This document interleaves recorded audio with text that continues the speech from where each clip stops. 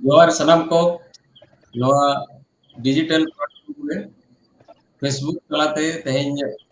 भारत जाकत संताल पठुआ गावता हा मुखपत्र जहां दो हुयुग कना हुल संदेश सापड़ाव कमिटी कुरुमुटुते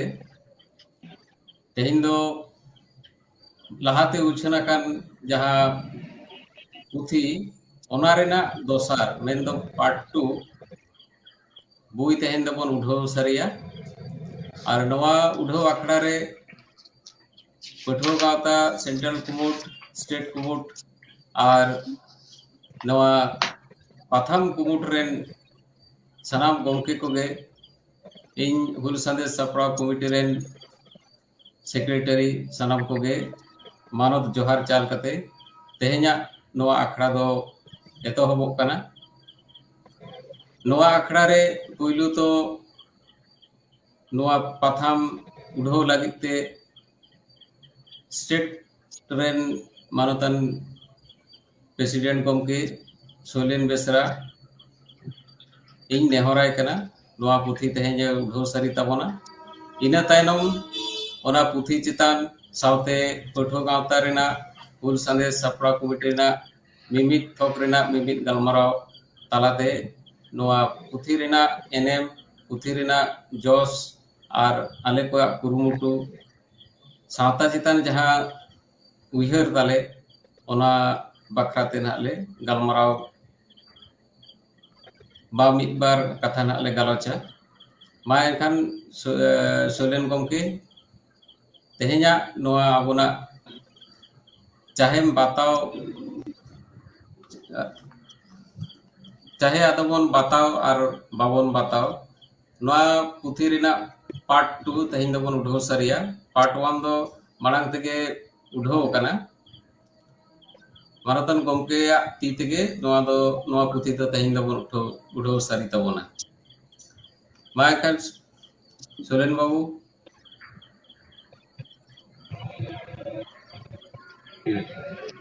सनम को जोहार दुलर थुम आठ दिन तायनम तेहेन नवा फेसबुक लाइव रे हेज हुई काना जुदियो आबो नितो विशेष कर आदिवासी गाताक से सांतार सावता चेतान आयमा उतर एटकेटोड़े दाराय काना जुमी जायगा बन लई आबोआ हक जुड़ बन लई आबोआ जहान अधिकार बन लई सनम से खोय आबो अडी मुहिम से अडी उचित से बो चला काना तो उना ऑक्टो रेगे भारत जगह संताल पठुआ गावता पठुआ को लईते जहां कमी होरा को सपड़ाव इदिया पठुआ को सला जोड़ाव तलाते पठुआ को अनाट पठुआ को जा उडी गड़ो दाड़े रेंगे नाचार पठुआ को जा उडी उनको गड़ो एम साव सावते अबो सावता लगी आदिवासी को लगी आया दाड़े लेकाते जा उडी के कमी लेताड़ दी का उना दो आदो बोले कि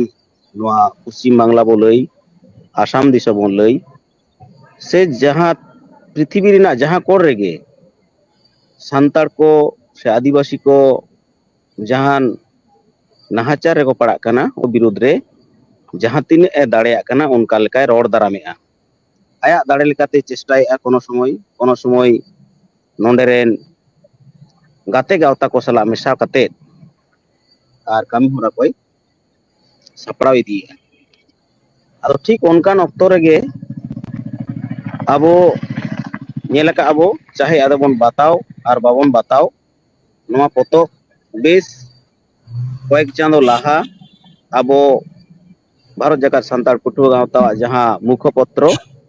हुल संदेश सापड़ाव कमिटी और ना कमिटी पाहटा से खोगे उछन सारी कना जहां दो पे चांदो किए साहेद सकाम हुल संदेश नवा बीजेपीजिया से भारत जगत संताल पठुआ गावता नवा दो मुखपत्र कना आदो नवा कमिटी पाहटा खोगे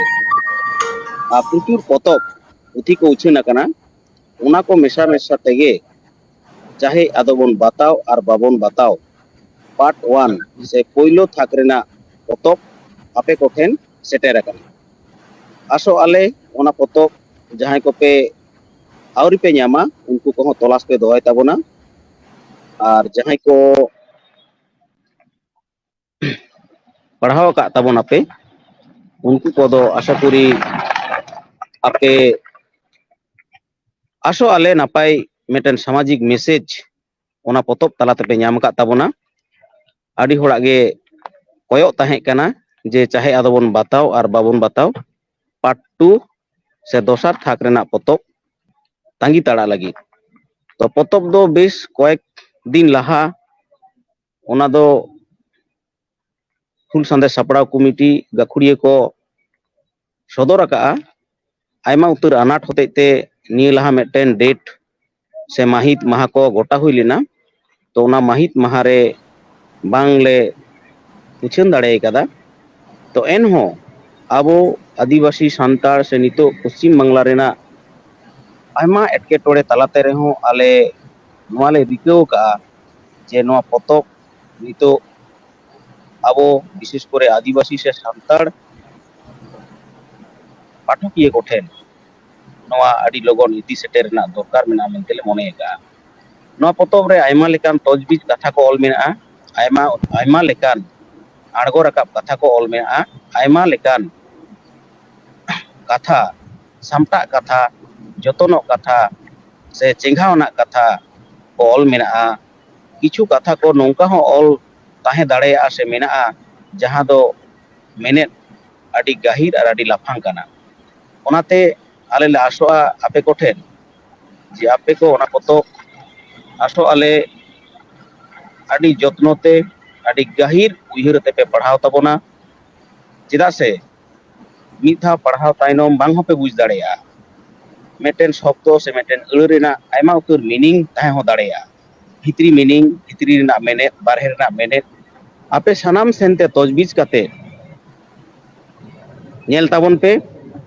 और ओना रेना आंगोज ओना रेना मुचाद मेने जहां मूल्यायन ओना दो आपे गे एम ताबन पे जहां रे जुदी अनाट एटकेटोड़े पे अइकव खान ओना पतब रे ᱧᱩᱛᱩᱢ फोन नंबर एम मेना ओना रे पे ऑल भेजाय ताबोना से फोन काते पे लई ताबोना तो जाय होक तेहेन नोआ पतब उड़ाव रेना दिन गोटा बुटाव काना विभिन्न ठाव रे आलेया जहां को पुति पुतन ᱧᱟᱢᱚᱜᱼᱟ ओंडे खन पे संग्रह ताबोना हाताव ताबोना पे पतब पे पढ़ाव ताबोना आरो पे पढ़ाव होचो को ताबोना पतब मुरई बागान रे पतब बागान मुरई रे केटेज का लगी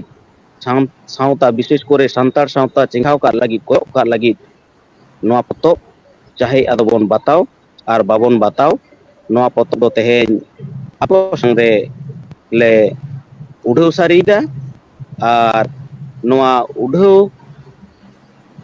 सारी साव साव तेगे नोआ पतब रेना आरहों भीतर कथा तजबीज कथा आबोरे नोडे मानतान गंके को रोड़ा उनको को आरहों नहा गाहिर से को थुती लाहाव बोना आ नितो दो ओना पतब नासे बो उड़ाव लगे नेल लेबो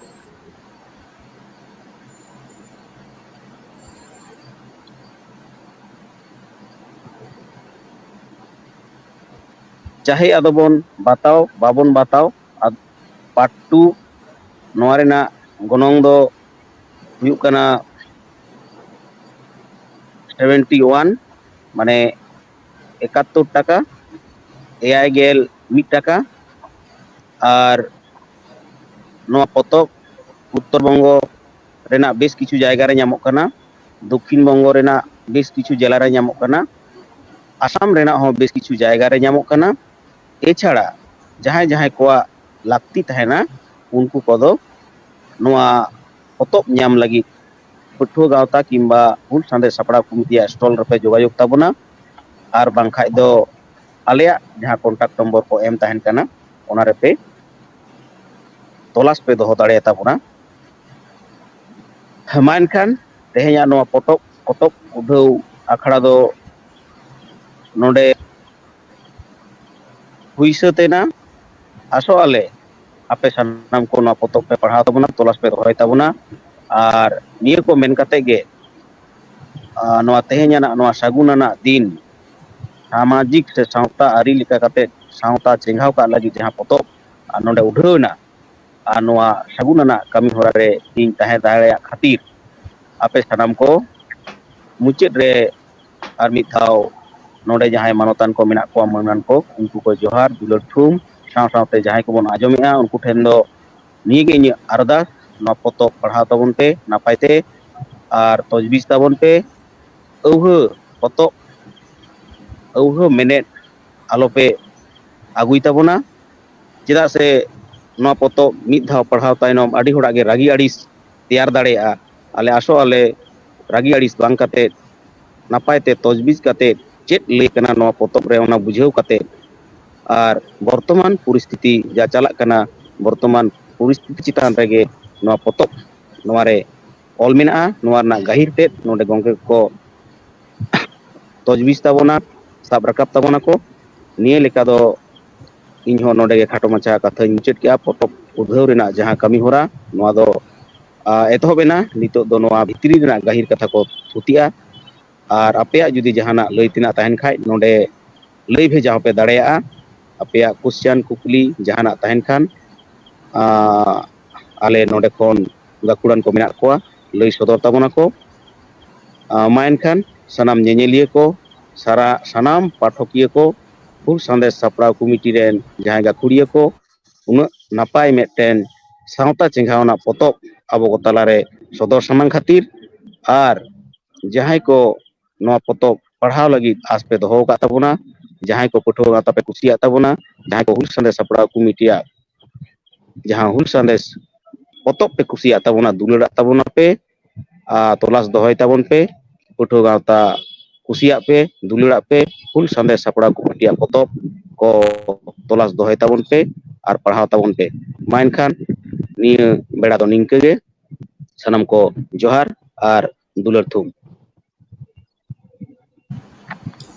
ᱟᱹᱰᱤ ᱟᱹᱰᱤ ᱥᱟᱨᱦᱟᱣ ᱥᱚᱨᱮᱱ ᱵᱟᱹᱵᱩ, ᱟᱨ ᱟᱹᱰि ᱡᱚᱛᱷᱟᱛ ᱠᱟᱛᱷᱟ ᱜᱮ ᱢᱮᱱ ᱠᱮᱫ ᱛᱟᱵᱚᱱᱟᱭ।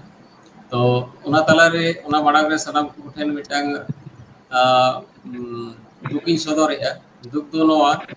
ᱱᱚᱰᱮ ᱡᱟᱦᱟᱸᱭ ᱠᱚᱠᱚ ᱥᱮᱞᱮᱫ ᱠᱟᱱ ᱛᱟᱵᱚᱱᱟ ᱩᱱᱠᱩᱣᱟᱜ ᱩᱯᱨᱩᱢ ᱤᱧ ᱮᱛᱚᱢ ᱦᱚᱴᱚ ᱠᱟᱜᱼᱟ। ᱟᱫᱚ ᱱᱚᱰᱮ ᱫᱚ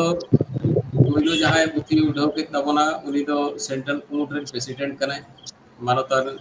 ᱥᱳᱭᱞᱮᱱ ᱵᱮᱥᱨᱟ। ᱟᱨ ᱚᱱᱟ ᱥᱟᱶᱛᱮ ᱦᱩᱞ ᱥᱟᱸᱫᱮᱥ ᱥᱟᱯᱲᱟᱣ ᱠᱚᱢᱤᱴᱤ ᱨᱮᱱ ᱯᱨᱮᱥᱤᱰᱮন্ট ᱜᱚᱢᱠᱮ ᱢᱮᱱᱟᱭᱟ ᱢᱟᱱᱚᱛᱟᱱ ᱵᱤᱢᱚᱞ ᱪᱚନ୍ଦ୍ᱨᱚ ᱥᱚᱨᱮᱱ। ᱟᱨ ᱚᱱᱟ ᱥᱟᱶᱛᱮ ᱢᱮᱱᱟᱭᱟ ᱦᱩᱞ ᱥᱟᱸᱫᱮᱥ ᱥᱟᱯᱲᱟᱣ ᱠᱚᱢᱤᱴᱤ ᱨᱮᱱ ᱢᱟᱱᱚᱛᱟᱱ ᱥᱤᱵ ᱥᱚᱝᱠᱚᱨ ᱦᱟᱸᱥᱫᱟ।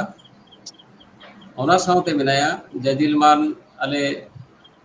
Central कुमुट rain secretary गमके मानतान Lalchand Soren.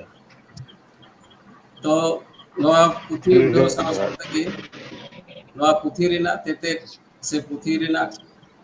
लेख भाग अबो नवा सोसाइटी रे से सावता रे चेक लेका कना आर नवा पुथी रे चेक कोबन साब राका बका हुल संदेश सप्लाव कमिटी पाहटा खन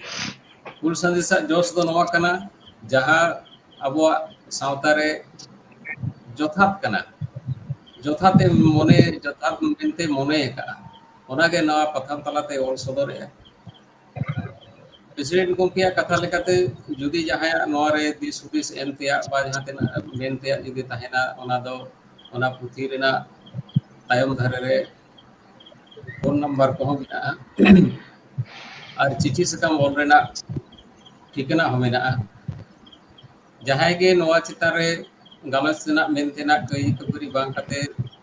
जोथात हुदिस एम रेना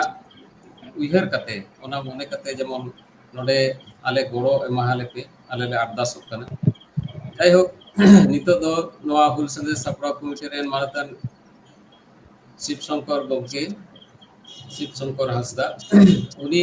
नवा पथाम तलाते अब सोसाइटी रेना कल्चर लाक्चर चेलेका साब राकाब कना ओकाठे एचुक कान बुचेक कान ओकाटा जोथात कान नवा पुथी रे जहां तिना ए आज तेबा आका से ओना पुथी तलाते जहां तिना सदर आकना ओना कथा को गे खाटो माछाते लई पासनाव बना मा एनखान शिवशंकर गमके आम नोआ पुथि चितार रेना लाक्चार पाहटा खन मिद बार कथा लई साडे आबन में। होय जोहार सानाम सांगे ñeñeli ona sawte mun chalakoi Bharat जाकात सानतार पठो गावता रेन सेंट्रल कमिटी रेन प्रेसिडेंट मानतान सोइलेन बेसरा गमके सावते सेंट्रल कमिटी रेन सेक्रेटरी मानतान लालचंद सोरेन गमके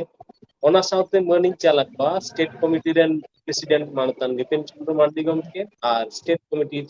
रेन सेक्रेटरी सोभाराम किस्कु गमके निको मन चाल तायम आयमा सारहाव इन चालकोआ जहां दो तेहेन नो नोंकान मिटांग प्रोग्राम से नो नोंकान मिटांग आखड़ा जहां दो पतब उठो आखड़ा को सापड़ाव का तबन उनको दो पठो गावता रे गार मिटांग विंग्स जहां दो हुल संदेश सापड़ाव कुमु हुल संदेश सापड़ाव कुमु पाटा कोन पार्सेट गमके बिमल चंद्र सोरेन नोडे सेटेल मेना नो आखड़ा रे गमके दो आडी आयमा सारहाव ओना सावते सूत्रे जहां दो तेहेना नो आखड़ा चला तवन चाचलाव मानतान हेमंत हेमब्रम गमके हो आयमा आयमा सारहाव और आडी आयमा गान आने थाने सारहाव दुन चालाया नोआ तेहेना जहां बाबत ते आबो नो आखड़ा मेंदो चाहे आदोबन बताव और बाबन बताव जहां मिद पुथी अनलिए से नोआ भारत जाकात सान्तार पठो गावतारेन फाउंडर प्रेसिडेंट आकाट सान्तार bahna nyutum re jahai manutan Susanto Soren gomke adi anek thanik sarhaw in chalaite in khatto machate noa potob rea jaha ente jaha inye kusia metang dik mena do metang inye reska lekana metang jayga mena do ona do enek sereng adi jasti ge enek sereng do kusia geya ado ona lekate ha inye lei rea jaha satam do ona do noa lakchar patta ge ha in sab rakab rena irkai tabona इन्हे कथारे जहां जुदी दुख पे अटकारा इन्हे कथारे इन्हे हिड़ी तहना अपन अपनार अपन rain अपन माने अपनार परिवार रेन अपनार घारोंज रेन मिद हर मने कते इके गन ताबन पे कथा दो होय कना तेहेन पठो गावता जहां भारत जाकात सान्तार पठो गावता आया किछु हुकमु मिना ताया आया किछु जोश मिना ताया से आया कोयो मिनात ताया ओना लेकाते जहां दिन गे लेया पठो गावता कथा लेकाते दो सान्तार सावता गे मिटांग सेचेत आखड़ा कना सान्तार सावता गे मिटांग धर्म गाड़ कना सान्तार सावता गे साव साव रस्के जोंगना आखड़ा कना और सान्तार सावता गे मिटांग सुलुक निरैते बांचा रेना ठौगो ठाव हो कना तो नोडे नेल रे कथा दो नोआ गे पठो गावता हुकमु नेला मांझी अरी गे राजपाटे चलावा चेदा से चेदा राजपाटे चलावा पठो गावता तो मनेया जे गोटा धरतीपुरी पिडगो भागाव गदो नुन गुण और नुन धन सावते या नोकान गौरव जंग लेकान सामटाव सत साजाव सापड़ाव सावता तो आदो ओकारे हो बाम नाम खाली ओना कथा दो बां पठो गावता नुन दिन दो मेन अगुयेत ताहे बुझ खान बुझ में और बांखान लहब नुन दिन बाम बुझ कदा से आधा दम बुझ कदा बांखान बुझ कते हो सीए जारीते गानेतेम ठेलावा कना नित दो समाज तालारे समाज रना सारी कथा रोड से साब राकाब दो मिटांग सान्तार कोड़ा मिटांग सान्तार गिद्रा मिटांग सान्तार माझी हपन मिटांग किरिया कानते किरिया दो चेदा समाज रे बोगे कथा समाज रे नागाम कथा समाज रे जहां मानमी को अंते सनाम को बन तहन कान दो उनको सामांग रे सदर सामांग का दो सान्तार मिटांग हपना से मिटांग माझी हपना दो कमी कना दाय हो कना दायित्व हो कना समाज रेन आगाम को चिकते को अब रायरित को बडाया मेन दो अबो गले हित तबना उनको जदी नोआ खन को आंडी आदोआ से को साहा संगी जोआ ओना दो चिदा बन नेल गोता ओनाते दे नोआ पतब रे मेन दो तेहेना जहां उढे कान पतब चाहे आदो बन बताओ और बाबन बताओ नोआ पतब रे जहां ओलाकान लाक्चर कथा को ओना लाक्चर कथा से गे नासे आखरी तबना इnye बाडायते बइन बाडाय तिना ठिकिन मेनेदा इnye बाडायते तेहेन जहां तिना सावहेद मेना तो मेन दो ऑल सावहेद से मोचा साहेद कथा साहेद जहां के बोल ले बिनती साहेद जहां तीन साहेद मेना दो ओना साहेद को ना हेड रे दो सेरेंज के ᱧᱟᱢᱟ मेन दो ओना सेरेंज रेगे मिटांग जेता नागाम दो से मिटांग जतियरी नागाम दो लेठे मेना ओनाते मित कथा ते मेन लेखा सेरेंज लाक्चार रेगे जेता नागाम दो टेकाट मेना सान्तार होतो उनका के मिटांग जेत कना को तो सान्तार जेत दो जुदी बोन नेला एंते एटा एटा जेत खना दो सेरेंज से लाक्चार से तो आडी किसर जेत कना इन्हें आडी गाही पतियो मेना सेरेंज लाक्चार रेगे सान्तार जेता नागाम जहां सारी नागाम ताबो ओना हो उको ओना सेरेंज तालारे चेत लेका कते तेहेन साब रकाब कना चेत लेका कते ओना सेरेंज को एंते जोखा जोखा अबुआ दो नाना हुनर परब पुनई को मेना ताबोना नाना हुनर बोंगा गुरु को मेना ताबोना रस्के जों तीन को मेना ताबोना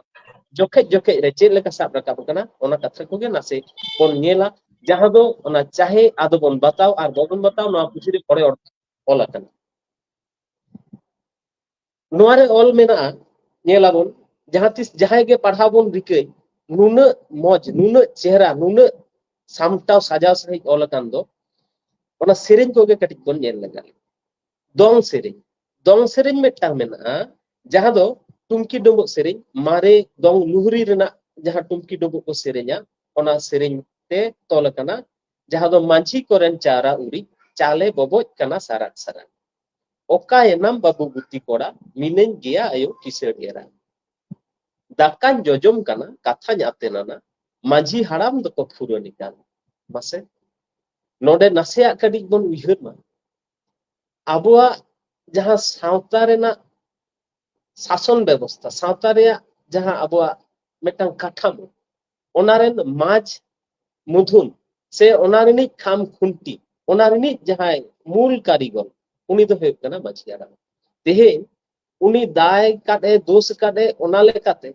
उनी होय फुरनो आमेन दो गणतंत्र रेना आसल जहां साम्यवाद ना आसल जहां कथा दो से फेडात जहां कमी होरा दो अबुआ सावता रेगे टेहाड दो मेना आर ओना दो निये सेरेंज तला तेगे बुझो ᱧᱟᱢᱚᱜ कना जे माझी हाड़ाम होय फुरनो अन चितान रेदो अकय हो बानु कोआ सान्तार जेता अन आरी हो पालेन ओना कथा गे मेना उन रेगे माझी हाड़ाम हो फुरनो आर नो लाक्चार रे लेउठी कते मेना नोआ दो इन्हें कथा दो बांग कना नोआ आदि मारे पाहिल सेरेंज जहां दो आबोई आकाट संतार नोआ चाहे आदो बन बताओ आर बबन बताओ पुथी रे आदि मौजते आदि चेहरा कते एक तुमुल सामटाव कते उछेन कना निये तायम बन नेला आर हो जेलेका बालाया सेरेंज रे मिटांग सेरेंज मेना दामपाड़ा मापाजी को दोलमा बुरु दो मोड़े टाका ते को पट्टा आम दो आलांग होना दैना हातो मामो बयहा कुड़ी माला गुती बीर दो मोड़े सिके तिलंग पट्टा जोन दो नोआ सेरेंज रहो बन नेला मांझी पारगाना को कथा गे मेना आदो मांझी पारगाना को जहां पट्टा कथा ओना पट्टा कथा दो नितो आर मिटांग सेरेंज तलाते तोज बीच कते बन नेला से ओडे पत बन बुझेव तियेगा जेलेका नोआ दो लागड़े सेरेंज ओना पतोब रेना गे इन दो बाहर खना दो बन ले तबोना ओना पतोब रेगे मेना लागड़े सेरेंज दो नोंका लेका मेना सेदाय दो को मेना मांझी गोडेत झतो खेम पट्टा नहा दोरे मांझी गोडेत झतो दुप जाटा भिटे माटी चाबायना कुचिते ना मोलु हिरके मने जाला तेगे भांगोड़ेना सुलु नोआ दो आदि सारी कथा कना चेलेका पठो गावता जहां तिस जहां करे जहाना कथा करे से आखड़ा करे नोआ दो लई तोरा गया आदि भित्री खन ओकाचो मिटांग चक्रांत ओकाचो मिटांग पॉलिसी ओकाचो मिटांग कायदा चला कना जहां अबो सांतार जेत से निपुज काबन रे अबो नोआ भारत दिसम खन से सिन्यो दिसम खन अबो जेत रेना सत्ता जहां जेत रेना जहां उपरुम ओना उपरुम मुचेत गिडी काना मिटांग कामी होरा चला कना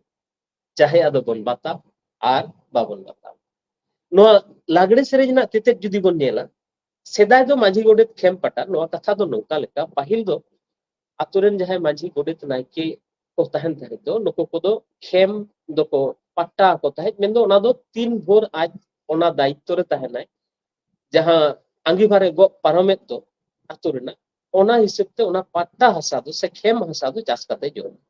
उनी जुदी बदलेनाय मेन दो आबो जहां माग सिम जॉब ऑक्ते नावा नांगले मारे नांगले बन बदल दो उन जुदी उनी माझी से नाइके से गोडेत को बदल एन दो ओना जहां खेम ओना दो दोसारते जहां छिटियरो कान दो उनी आदोय चास जोम आदो ओना दो चिकेना नितो दो ओने ओना जहां खेम पट्टा से नौका अन को अगु किदा आबोरेन पनत सरकार ओना दो जतो पट्टा गानो कना निजे नितुम दे आदो इन दो माझिन ताहे कना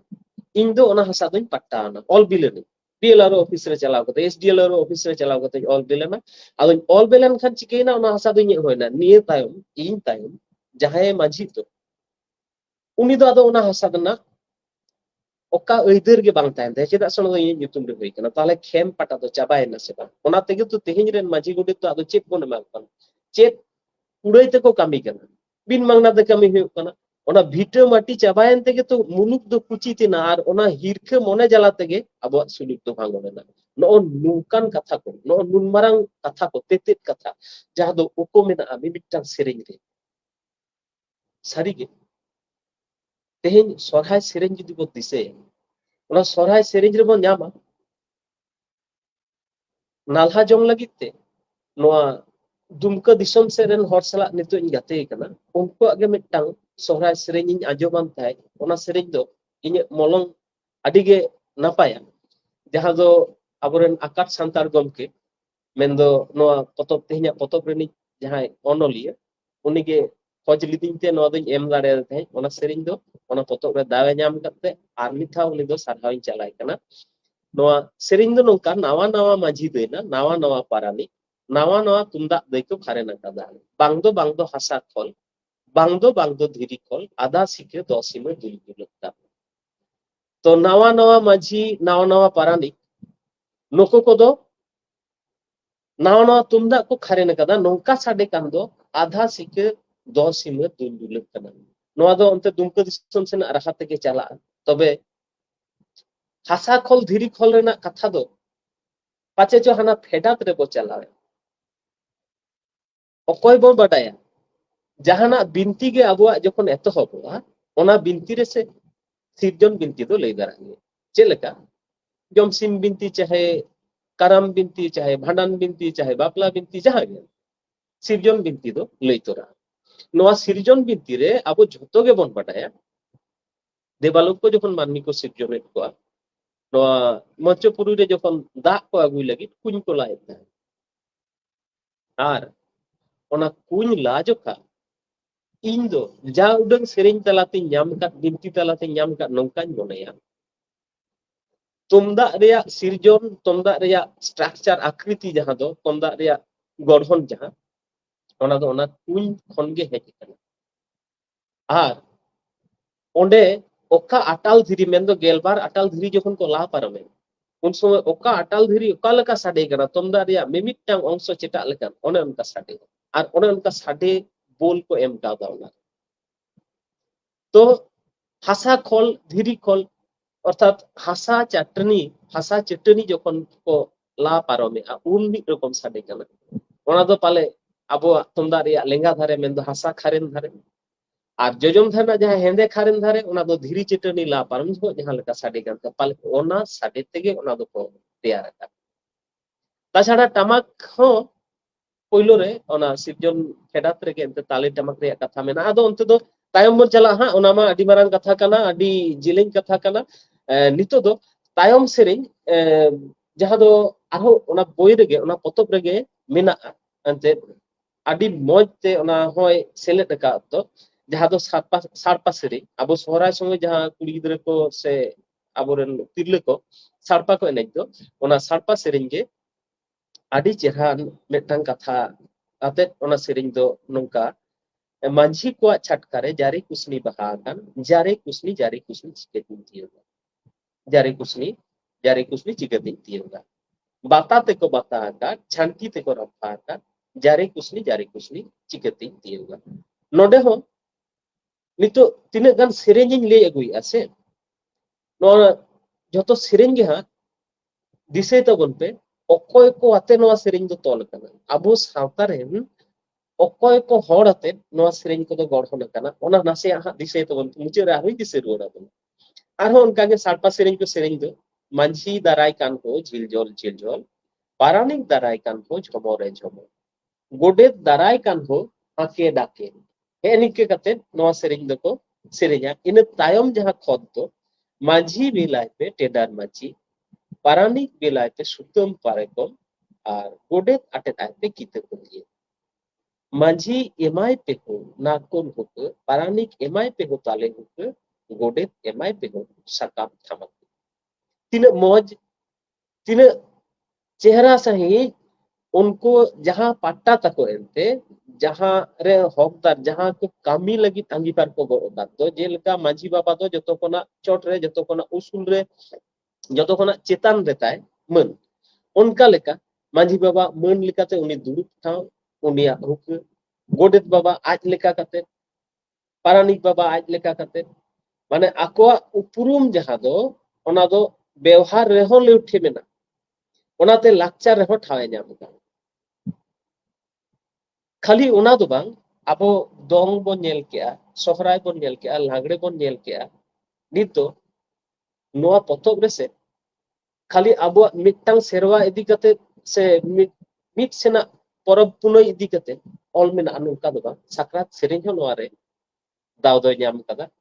ओना साकरात सेरेंज दो नोका लेका मेना तोकय को पितल टामाक नोते मंचपुरी दुल दुलकान मांझी को पितल टामाक नोते मंचपुरी दुल दुलकान नो नोका कते अकोय को सिंगर साकवा नोते पृथ्वी हुन हुनका पारानिक को सिंगर साकवा नोते पृथ्वी हुन हुनका तीन हाहारा कथा अब मिमिटांग सापाब जहां दो रस्क रे ओना सापाब को तीन मौज तीन चेहरा कते ओरे उनपा नोडे साब रकाब कना अब लाक्चर तलाते तबे नोडे हो उनको मांझी बाबा को आके मेन दो अब जहां सावता कठामो अब जहां सावता रे केटेज मिटांग परिचालन व्यवस्था ओना रेन गे उनको को कथा गे नोडे दो साब रकाब कना तेहे दोंग सेरेंज रे मांझी मापाजी को कथा बालाया सेरेंज रे हो मांझी मापाजी को कथा दासाय सेरेंज रे ओंडे हो मांझी मापाजी को कथा नाले दो छोट गुरु रेन छोट चेला दो बाले बाडाय हो मांझी ओड़ा बाले बाडाय हो गुरु राचा दो मांझी ओड़ा रे द चेत को चिकेया गुरु राचा रे दो चेत को सालाया राहा पाल्टाते जखन चोड़ांग को सेरेंजा नोआ रेना तेला को एमा नोआ नातो तोकय मांझी दुडुब अकान हाय रे हाय नोआ नातो तोकय मांझी सिदुब अकान हाय रे हाय कुल्ही तायमा दलप ए दलप राचा तायमा डिगी रे डिगी आदो जहाय मांझी कने उनिया ᱧᱩᱛᱩᱢ ᱧᱩ हालंगते नो नोका कते दासाय कोड़ा को दो को बोलो चला मांझी ओड़ा ते आतो रे बोलो कते पहलो उनको नोआ नेलते आ मिटटांग जिनिस कना पहलो उनको मांझी ओड़ा गे को चला एटा ओका ओड़ा रे बाको दो नोआ दो आबो सावता रे मेन दो आबो खेरवाल जे दो मेन दो सांतार सावता रे एंते सांतार सावता रे मिटटांग गौरवना दिक कना ते काराम सेरेंज रे काराम जखन को एतो होबा ओंडे हो ओनकाना गे कथा मेना अकोया हुकुम बाबा अकोया जुगुते ताला कुली आखड़ा दो उडीते लगाय मांझिया हुकुम बाबा दोसा जुगुते मोड़े को जुगुते ताला कुली आखड़ा दो उडीते लगाय निके कते ओना सेरेंज मुचेद एन तायम ओना रे जखन चोड़ांग को सेरेंजा दो नोआ अतो मांझी हाडाम आडी गे केटेजाय ताले सकाम चिरी बिरी बेना सकाम रे चिट्ठी दोय ऑल के दिसम दिसम भाला आचुरे बिहुरे तो सेरेंज रे जुदी जेता नागाम लेउठे मेना ताहले तो बातागे होय तबना से बुझका होय तबना सांतार जेत सावता ना सरेस नागाम से मुंधुन लेखाते हो आयुरिये लेखाते हो इनी मांझी गे मेनाया मांझी अरी गे मेना चाहे आदो बन बताओ आर बाबन बताओ तेहे सेरवा रे नोकान नोकाना सेरेंज को बन ᱧᱟᱢ केतो जहां आबो सरेस परब पुनई को नितो नोआ बिचार दो दिसम हर तालारे इन हुन दोया इन पाटा खन आडी आनै थाने सारहाविन चालाया ᱱᱚᱣᱟ ᱯᱚᱛᱚᱵ ᱨᱮᱱ ᱡᱟᱦᱟᱸᱭ ᱜᱚᱲᱦᱚᱱᱤᱭᱟᱹ ᱜᱟᱵᱟᱱᱤᱭᱟᱹ ᱥᱮ ᱚᱱᱚᱞᱤᱭᱟᱹ ᱱᱚᱜᱼᱚ ᱱᱚᱝᱠᱟ ᱠᱟᱛᱮ ᱱᱚᱝᱠᱟ ᱚᱲᱮ ᱚᱲᱯᱟᱛ ᱡᱚᱛᱚ ᱥᱮᱨᱣᱟ ᱟᱹᱨᱤᱪᱟᱹᱞᱤ ᱥᱟᱵ ᱨᱟᱠᱟᱵ ᱠᱟᱛᱮ ᱟᱵᱚᱣᱟᱜ ᱡᱟᱦᱟᱸ ᱥᱟᱱᱛᱟᱲ ᱥᱚᱢᱟᱡᱽ ᱟᱵᱚᱣᱟᱜ ᱡᱟᱦᱟᱸ ᱡᱟᱹᱛᱤᱭᱟᱹᱨᱤ ᱱᱟᱜᱟᱢ ᱡᱟᱹᱛᱤᱭᱟᱹᱨᱤ ᱫᱩᱨᱤᱵ ko ᱱᱚᱣᱟ ᱯᱚᱛᱚᱵ ᱨᱮ ᱴᱷᱟᱶ ᱮᱢ ᱠᱟᱫ ᱛᱮ ᱱᱚᱣᱟ ᱠᱷᱟᱹᱛᱤᱨ te ᱟᱹᱰᱤ ᱟᱱᱮᱡ ᱫᱷᱟᱱᱮᱡ ᱥᱟᱨᱦᱟᱣᱤᱧ ᱪᱟᱞᱟᱭᱟ ᱟᱨ ᱯᱟᱲᱦᱟᱣ ᱠᱚ ᱴᱷᱮᱱ ᱡᱟᱦᱟᱸᱭ ᱫᱚ ᱢᱮᱱᱫᱚ ᱟᱵᱚᱨᱮᱱ ᱥᱟᱱᱟᱢ ᱧᱮᱧᱮᱞᱤᱭᱟᱹ ᱛᱮᱦᱮᱧ ᱡᱟᱦᱟᱸᱭ ᱵᱚᱱ ᱟᱸᱡᱚᱢ ᱛᱤᱭᱳᱜ ᱯᱟᱲᱦᱟᱣ ᱠᱚ ᱮᱱᱛᱮ ᱯᱟঠক ᱠᱚ ᱴᱷᱮᱱ ᱤᱧᱟᱹᱜ ᱢᱤᱫᱴᱟᱝ ᱜᱮ ᱱᱮᱦᱚᱨ ᱱᱚᱣᱟ ᱯᱚᱛᱚᱵ ᱥᱮ ᱟᱹᱰᱤ ᱜᱚᱱᱚᱝᱟᱱ ᱯᱚᱛᱚᱵ ᱠᱟᱱᱟ ᱟᱹᱰᱤ ᱞᱟᱹᱠᱛᱤᱭᱟᱱᱟᱜ ᱢᱤᱫᱴᱟᱝ ᱯᱚᱛᱚᱵ ᱠᱟᱱᱟ ᱟᱵᱚ ᱱᱚᱣᱟ ᱵᱚ ᱯᱟᱲᱦᱟᱣ ᱞᱮᱠᱷᱟᱱ ᱢᱤᱫᱴᱟᱝ ধারণা ᱫᱚ ᱯᱚরিষ্কারᱚᱜ ᱛᱟᱵᱚᱱᱟ ᱢᱤᱫᱴᱟᱝ ᱟᱹᱭᱠᱟᱹᱣ ᱫᱚ ᱟᱵᱚ ᱫᱚ ᱜᱟᱹᱫᱷᱤᱭᱟᱹ ᱩᱛᱟᱹᱨᱚᱜ ᱛᱟᱵᱚᱱᱟ ᱡᱟᱦᱟᱸ ᱫᱚ ᱱᱤᱛ ᱦᱚᱸ ᱟᱹᱰᱤ ᱦᱚᱲ ᱜᱮ ᱵᱟᱵᱚᱱ ᱯᱟᱹᱛᱭᱟᱹᱣ ᱩᱨᱤᱡ ᱫᱟᱲᱮᱭᱟᱜ ᱠᱟᱱ ᱢᱟᱹᱡᱷᱤ ᱟᱹᱨᱤ te abuak somaj nit ho chalak kana dhinang ho chala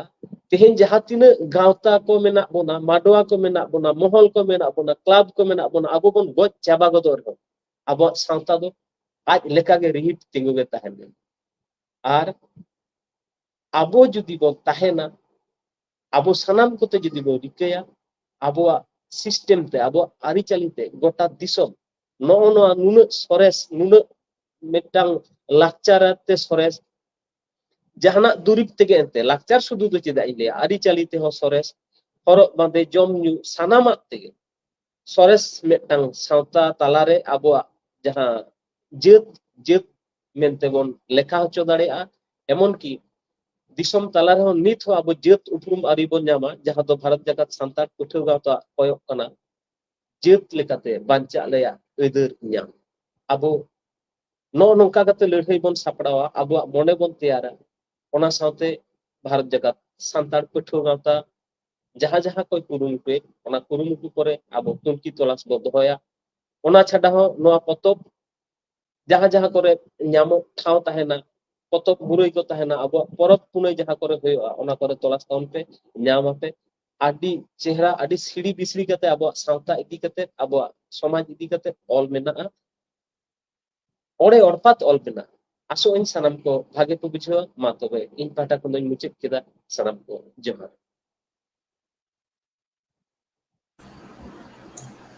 ᱟᱹᱰᱤ ᱥᱟᱭ ᱥᱟᱭ ᱥᱟᱨᱦᱟᱣ ᱦᱩᱞ ᱥᱟᱸᱫᱮᱥ ᱥᱟᱯᱲᱟᱣ ᱠᱩᱢᱩᱴ ᱨᱮᱱ ᱢᱤᱫ ᱡᱟᱡᱤᱞᱢᱟᱱ ᱥᱚᱦᱮᱫ ᱞᱟᱠᱪᱟᱨ ᱪᱮᱛᱟᱱ ᱨᱮ ᱟᱹᱰᱤ ᱢᱚᱡᱽ ᱟᱹᱰᱤ ᱚᱞᱵᱚᱛ ᱥᱮ ᱨᱟᱣᱟᱞ ᱯᱩᱛᱷᱤ ᱛᱟᱞᱟ ᱛᱮᱜᱮ ᱱᱚᱣᱟ ᱯᱩᱛᱷᱤ ᱨᱮᱱᱟᱜ ᱱᱟᱥᱮᱱᱟᱜ ᱜᱟᱵᱮ ᱛᱮᱫ ᱮ ᱞᱟᱹᱭ ᱯᱟᱥᱱᱟᱣ ᱟᱫ ᱵᱚᱱᱟ ᱡᱟᱭᱦᱳᱠ ᱱᱤᱭᱟᱹ ᱛᱟᱭᱱᱚᱢ ᱫᱚ ᱦᱩᱞ ᱥᱟᱸᱫᱮᱥ ᱥᱟᱯᱲᱟᱣ ᱠᱚᱢᱤᱴᱤ ᱨᱮᱱ ᱯᱨᱮᱥᱤᱰᱮন্ট ᱜᱚᱢᱠᱮ ᱢᱟᱱᱚᱛᱟᱱ বিমল চন্দ্র সরেন নুই নোয়া পুঁথি রেনা আর মিদ হিস মিদ বার খাটো মাছাতে না এলে আজম আবনা মা এনখান বিমল বাবু আবো নোয়া নোয়া আখড়ারে হুল সাঁদেশ সাপড়াও কমিটি রেন প্রেসিডেন্ট লেকাতে বারয়া গান্ডা গান কথা লই পাসনাও আমনে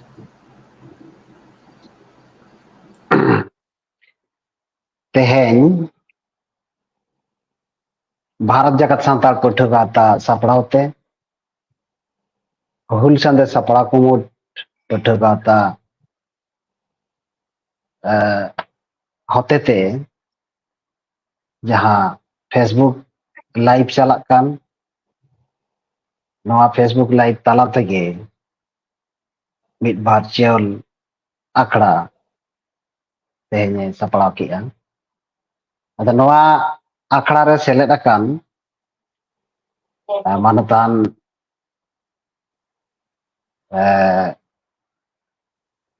सेटल लेन ताबनाई भारत जगत सान्ताड़ पाठ्य गाता runny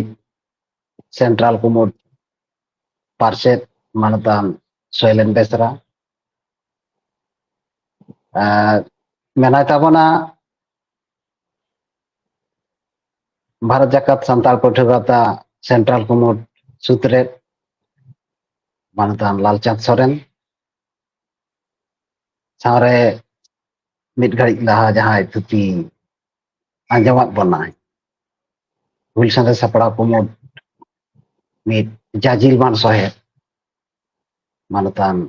Shiv Shankar Hansda technical part रे जहां दानांग रे मेनाय ताबोना मानतान दीपेंदु बास्के सेंट्रल कुमुट जायरे साथे नवा फेसबुक लाइव जहां को बोन ñele से तायनम दाराम जहां को बोन ñel ना आपे सानाम कोठेन के इन पाटा खन हुल साथे सपड़ा कुमुट पाटा खन भारत जाकत सान्ताल पठेगाता पाटा खन जुवन माडा पाटा खन आयमा सारहाव साथे मानत जोहार चाल आबन कनाई तेहें जहां वर्चुअल अखड़ा चाहे आदबन बताओ और बाबन बताओ पार्ट 2 नवा पहले रगे अब सेंट्रल कुमुट पार्षद गमके उठाव का तबनाय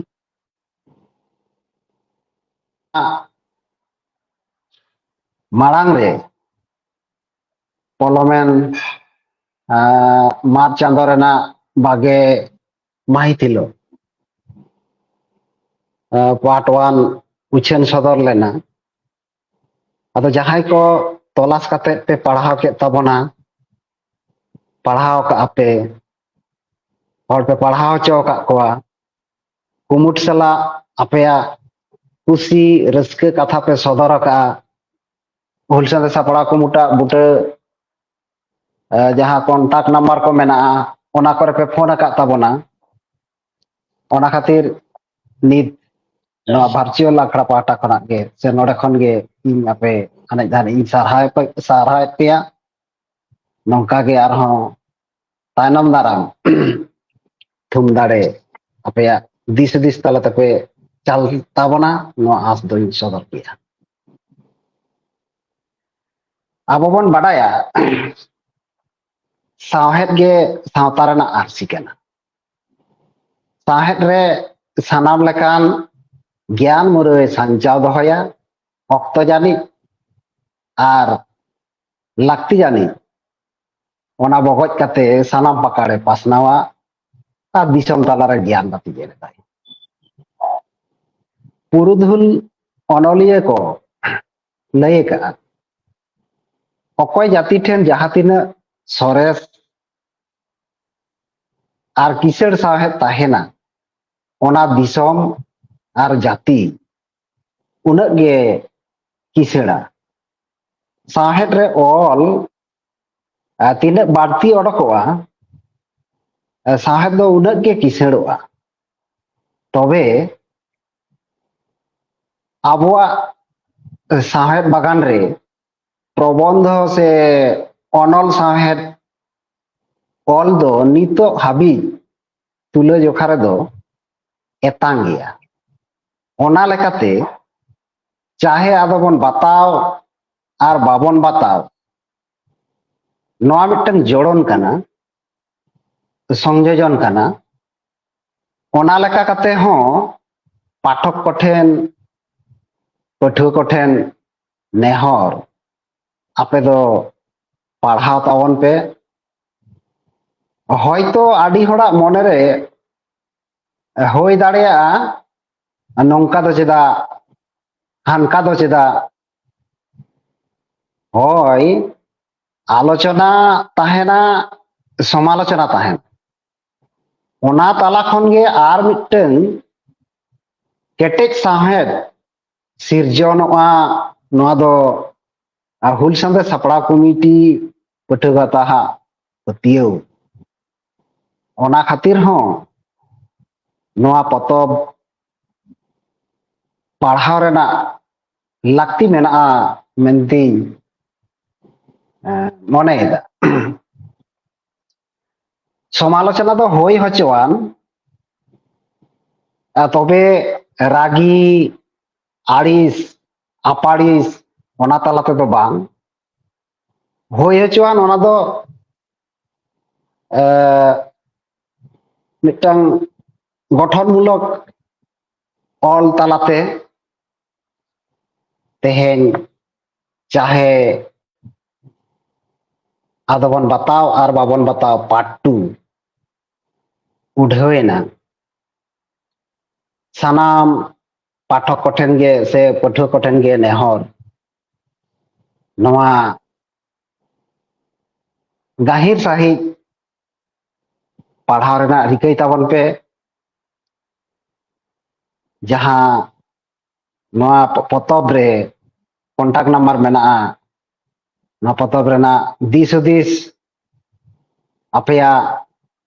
गाहिर उइहर काते सापड़ा कुमुट से उछन कुमुट पे सदराया लाक्ति रे कॉल काते पे कॉल ताबना दरकार रे जुदी बजा सेमिनार तालाते जहां सारिया ओना बन रेल कोडर काते ओना बन बछाव सारिया हुल साथे सापड़ा कमिटी पठुगाता रिके कदाई पब्लिक टेन समाज रेना कथा पठुगाता हा कथा जाते सेटेरमा हुल साथे सापड़ा कमिटी नोआ गे मिटन किरिया काना जे मिटन भावना जाते पब्लिक टेन सेटेरमा सांतार सावतारेन मानमी ठेन सेटेरमा आदि अक्ते हुल साथे सापड़ा कमिटी बांग्ला पार्सी ते हो उछन काई ताते ओना दो होई दाड़ेया ज्ञानमूलक होई दाड़ेया प्रतिवादमूलक होई दाड़ेया आर बांखान समालोचनामूलक जहां गे होई हचवान हुल साथे सापड़ा कमिटी पठुगाता मिटन गेताय मोटो बुगी बाड़ी दो पाठक को बिचारा पाठक सामांग रे मिटन बक्तव्य साब राकाब गे हुल संदेश सापड़ा कमिटी पठुगाता हा मिटन किरिया काना तो तेहेन जहां उढ़ाव सारीना चाहे आदो बन बताओ आर बाबन बताओ पार्ट 2 नवा आरह दोढ़ा करते उछन कमुट पाटा खना सानाम पापाड़हाव कोठेन नेहरिंग दो किया तलाश काते आसोकाय तेबन पढ़ाव मा आर अपया दिस दिस कथा को हुल संदेशा बुटा ठिकाना से जहां कॉन्टैक्ट नंबर एम कान ओना नंबर रे फोन काते पे जोगाजोग ताबन मायन खान तेहना नो वर्चुअल अखड़ा अरे आदो जस्ती ऑक्तो बांग हताव काते दोढ़ा करते सानाम कोठेन गे आदि आयमा सारहाव साथे मानव जोहार चाल काते मा न्या खटमासा तुति नोडे गिन डुगी गे जोहार जोहार मानव जोहार आसावते सरहाव मानतान बिमल चंद्र सोरेन गमके हम नवा अड़ी मौज सही अब नवा चाहे आडोबन बताओ si babon बताओ नवा पुथी बकराते गलमराव किता बने नित दो सेंट्रल कुमुट रेन मानतान प्रेसिडेंट या सेक्रेटरी गमके मानतान लालचंद सोरेन गमके उनी नवा पुथी चितान रेना मित बार कथा नोडे कटिजे आरतिया बन मा एनखान मानतान गमके आम कटि खाटो माछाते लई पासनाव मानतान लालचंद सोरेन गमके मा एनखान सनम को जोहार जोहर सारन को चाहे आदो बन बताओ और बन उठू आखड़े हेचुटे रकन साना मानोतन को इन पाटा कोना जोहर ताहेना नो आखड़े बो नाम लेदेया पठुआ गातरन सेंट्रल प्रेसिडेंट मानोतन सोलेन बेस्टा नाम लेदेया बहुल संदेश सपड़ा कमिटी रेन गाखुरन मिट रशिया शिव शंकर दा आखड़ा चाचलार बो नाम कदेया हेमंत हेम्ब्रम गमके और बिमल चंद्र सोरेन अपे सानाम को इन पाटा कोना जोहार और दुलर तेहेन नो पुति जहां ऑल कदा चाहे अदबन बताओ बाबन बताओ आकाश संतार उन्हें ठो ताहे नया कद जपा जोहार आदि घड़ी खना नो आखड़ा बो आंजोमेदा इन दो खाटो तक लैया बिमल दा और शिव शंकर दा मोटामुटी नो पुथि रे चेत मेना किन लई कदा इन मिद बार कथा को लेकर तक मुचुदा আসলে সান্তাল ᱱᱚᱣᱟ সময় ᱡᱟᱦᱟᱸ ᱪᱟᱞᱟᱣ ᱦᱩᱭᱩᱜ ᱠᱟᱱ ᱛᱟᱵᱚᱱᱟ ᱚᱱᱟ ᱞᱤᱸᱡᱤ ᱡᱟᱦᱟᱸ ᱞᱤᱸᱡᱤᱜ ᱠᱟᱱᱟ ᱚᱱᱟᱜᱮ ᱟᱹᱛᱩᱜ ᱠᱟᱱᱟ ᱵᱚ ᱧᱮᱞᱚᱜ ᱠᱟᱱᱟ ᱚᱱᱟ ᱟᱹᱛᱩ ᱵᱤᱨᱩᱫᱽ ᱨᱮ ᱛᱤᱸᱜᱩ ᱫᱟᱨᱟᱢ ᱞᱮᱠᱟᱱ ᱡᱚᱫᱷᱟ ᱥᱮ ᱚᱱᱟ ᱟᱹᱛᱩᱜ ᱠᱟᱱ ᱚᱠᱛᱚ ᱵᱤᱨᱩᱫᱽ ᱨᱮ ᱛᱤᱸᱜᱩ ᱫᱟᱨᱟᱢᱚᱜ ᱞᱮᱠᱟᱱ ᱚᱱᱚᱞᱤᱭᱟᱹ ᱩᱠᱩᱨ ᱠᱩᱲᱤ सब समय एडजस्टमेंट समय क्षेत्र रे जे जहां लेका समय हिजुक कना सुजोग हिजुक कना परिस्थिति हिजुक कना ओना सला एडजस्ट काते इन चला नोना मिटन प्रवणता मानिया किछु चालाक मानमिया मेना मैक्सिमम मानमिया मेना मेनखान किछु किछु हर मेना को जहां को दो ओना लिंजी गिडी कान लिंजी चला कान मिटन स्रोत विरुद्ध रे हते गो काते को रोड़ा ओला को जहां को उनकान को मिट हर गे कनाय अबनी आकाट संतार जहां को तो संतार सावतारे नोनकान लिंजी चला कान बॉडी के लिंजी चला कान मिटन ऑक्तो बाड़ी किछु उयहर भावना ओना को विरुद्ध रे तिंगो दाराम कते संतार पुठो ठेन संतार मानमी ठेन संतार सावता रेना छारी सरे सुप्रे में सदर दाड़िया का सदर ना कुरुमुटुइरा ओनकाडी मिट अनोडिया आकाश संतार किछुक्षण लाहा बिमल दा लई केदा जे प्रबंध ऑल को अब संतार साहित्य रे कम गया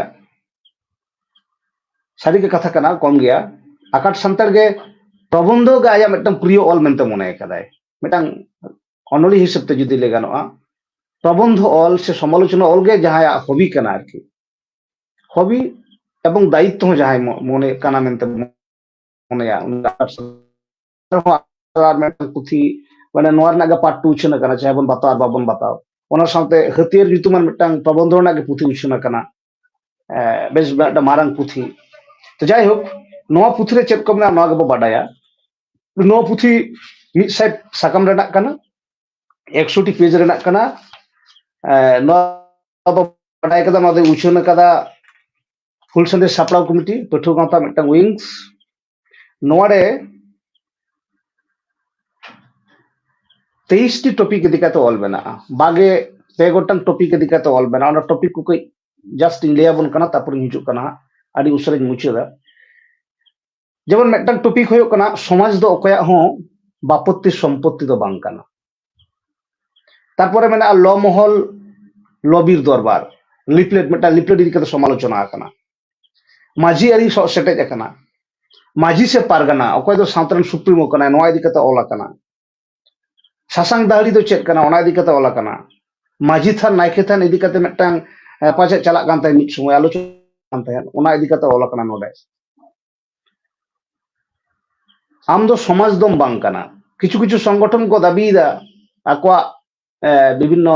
प्लेकार्ड करे ऑल मेना ट्रेडिशनल सोशल इंस्टीट्यूशन आदि संगठन के नेलोक कना नोंका किंतु ओना मिटन संगठन जे समाज बांग कना सावता बांग कना ओना नोडे ऑल कना धर्म इदिकाते किछु किछु संगठना भूलभाल प्रचार ऑल मेना किछु किछु संगठन मेना को अब वेस्ट बेंगल रे अब इंडिया रे संताड़ा के आदि दायित्व काते santar manmi ko dhorom idi kate ko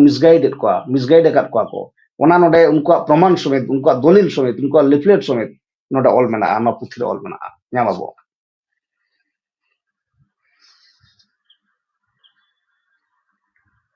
register non register সংগঠন idi kate galmaraw mena node ekdom জ্বলন্ত ইস্যু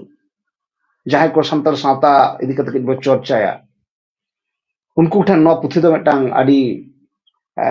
লাশের হাতিয়ার লেখায় কামিয়া যেমন কিছু খাটো দিন আলোচনা আবন কানা লমহল দরবার দিকে লাহা তখন লেলে থাকেন কানা পাটওয়ান উচন সময় যে লমহল দরবার আডি হড়গে কো মনেয়া আডি অনলিক হো কো মনেয়া আডি সাঁতো সুশ্রী হো কো মনেয়া যে লমহল দো সে লবির দো সুপ্রিম কোর্ট কানা সান্তাড়া সুপ্রিম কোর্ট কানা কিন্তু নদো একটা ভুল ধারণা আকাশ সান্তাড় আয়া পুত্রে প্রমাণ আকাদায় নদো একটা ভুল ধারণা কানা চেলকা কাতে ভুল ধারণা কানা নোয়া আয়া পুত্রে ঠাম ঠাম অল মেনা ওনা কাতে পড়াও লাগি নেহর তাহেন কানা কারণ আবো বাডায়া যে সুতন টান্ডি লবির সুতন টান্ডি দো ওনা দো গিপিতি টান্ডি হকো লয়া লাঙ্গা কান সিকরি ওন্ডে কো জিরা কোনো মতে ওনা অনকান জিরেও ঠাওরে মিদটাং আতু রেনা বিচার অমীমাংসিত বিচার কখনো ওন্ডে দো বাং সেটের দাঁড়ে বাং চালা বাং হেজ দাঁড়ে মেনতে আকাশ সান্তাড়ে মনে দা এবং ইহো ব্যক্তিগত মনেয়া এবং নোয়াগে কথা হো কানা যে অনকান একটা বিচার আখারে মিদটাং সাঁওতা রেনা মিদটাং অমীমাংসিত বিষয় ওন্ডে চালা নোয়া দো বাং হয়ে দাঁড়িয়া নোয়া দো নাগাম বাং কানা আকাশ সান্তাড় নোয়া পুথিরে নয় অল সদর আকাত বনা আর মানে নাওয়া আন আরি আরু ফেরা নাওয়া আন কো তেয়ারোa ওনা ল মহল রে নোয়া হো মিদটাং ভুয়ো জিনিস কানা ভুয়ো প্রচার কানা কিন্তু কথা তো হয়ো কানা আডি মারাং কথা বয়হা কো যে ওনা ল মহল লবির দরবার ইদি কাতে গে নোনা পুথিরে মিদটাং লিফলেট কো উডুক লেদা মিদটাং সংগঠন যাহা সংগঠন নিতুম দো হয়ো কানা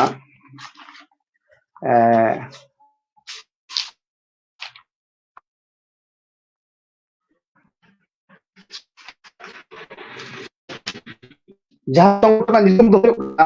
ভারত মহল কমিটি পাটা কোনা কো শ্যামসুন্দর মান্ডি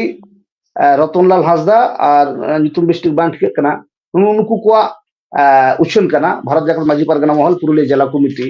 নুকু নোয়া পুথিরে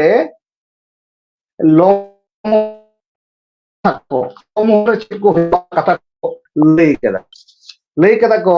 গ্রাম সভার অমীমাংসিত সমস্যা সমাধান করা হয় যাহা কিছু লাইন লেই থাকে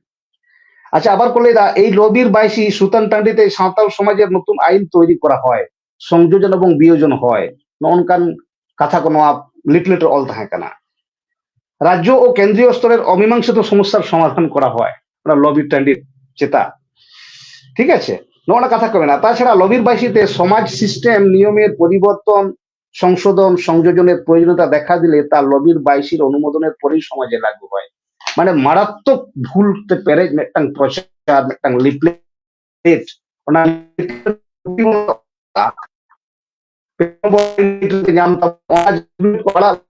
সংগঠন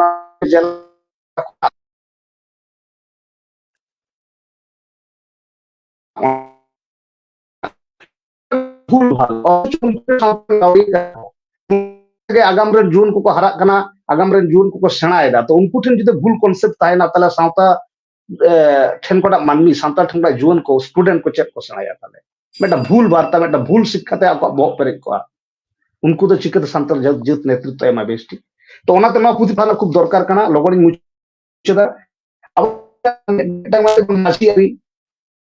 माझी अरी बाकला तो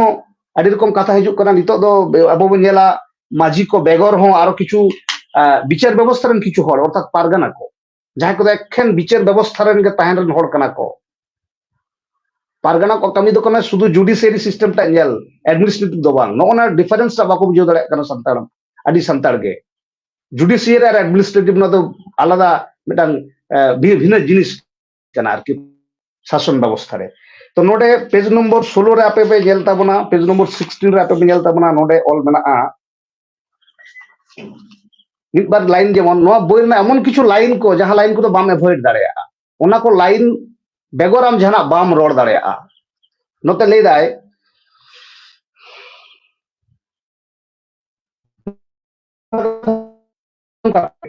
ᱟᱫᱚ ᱢᱟᱹᱡᱷᱤ ᱯᱟᱨᱜᱟᱱᱟ ᱠᱚ ᱪᱟᱹᱞᱩᱭᱮᱫᱟ।